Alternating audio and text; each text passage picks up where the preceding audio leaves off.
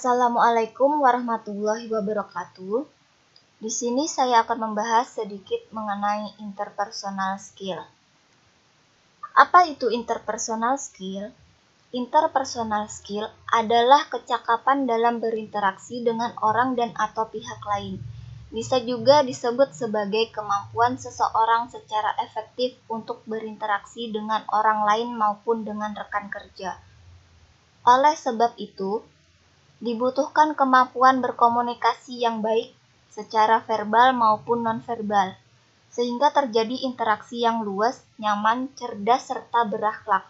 Adapun contoh dari interpersonal skill yaitu bisa menjadi pendengar yang baik dan bisa menyampaikan pendapat secara jelas dan bekerja dalam satu tim. Apakah setiap orang bisa memiliki interpersonal skill yang baik? Tergantung kepada manusia itu sendiri, mau atau tidaknya untuk melatih dan mengasahnya. Sebab, tanpa berbekal interpersonal skill yang baik, seseorang akan menemui kegagalan di dunia nyata. Meski sudah bermodalkan pendidikan formal setinggi langit, bahkan dengan nilai indeks prestasi yang sangat mencengangkan sekalipun. Penelitian menunjukkan 90% kegagalan eksekutif disebabkan oleh kompetensi interpersonal. Nah, jadi apa itu kompetensi interpersonal? Kompetensi interpersonal adalah kemampuan atau kecakapan yang mendukung hubungan antar individu dalam melakukan komunikasi yang efektif. Contohnya yang pertama adalah kemampuan memimpin tim. Yang kedua, kemampuan mengembangkan lingkungan kerja yang positif. Yang ketiga, kemampuan memelihara moral karyawan.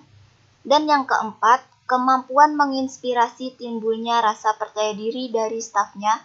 Dan yang terakhir adalah kemampuan menangani perubahan. Terus kemampuan utama apa sih yang diinginkan setiap perusahaan pada karyawannya? Biasanya, perusahaan sebagian besar mencari karyawan yang dapat berkomunikasi dengan baik. Karena interpersonal skill sesungguhnya merupakan refleksi dari kualitas diri seseorang. Keberadaan interpersonal skill tidak terlihat wujudnya, namun memegang peran yang sangat penting terhadap kesuksesan seseorang. Oleh sebab itu, interpersonal skill disebut juga dengan soft skill. Terus, bagaimana sih cara mengasah soft skill bagi mahasiswa? Cara mengasah soft skill bagi mahasiswa yaitu mahasiswa bisa menyeimbangkan diri antara aktivitas akademik dengan non-akademik yang positif. Yang kedua, mahasiswa bisa aktif mengikuti organisasi. Yang ketiga, mahasiswa mengembangkan hobi yang memacu kreativitas. Dan yang keempat, mahasiswa bisa mengikuti seminar-seminar yang ada. Dan yang terakhir, mahasiswa bisa membiasakan diri melakukan presentasi. Terus, mengapa manusia mengalami kegagalan saat berinteraksi dengan orang lain?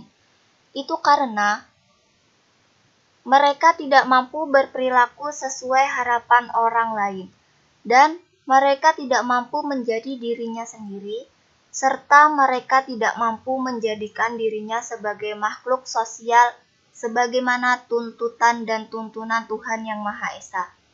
Sebagian besar kesalahan manusia dalam mempersepsikan kehidupan adalah membiarkan semua yang terjadi dalam hidup ini mengalir seperti air.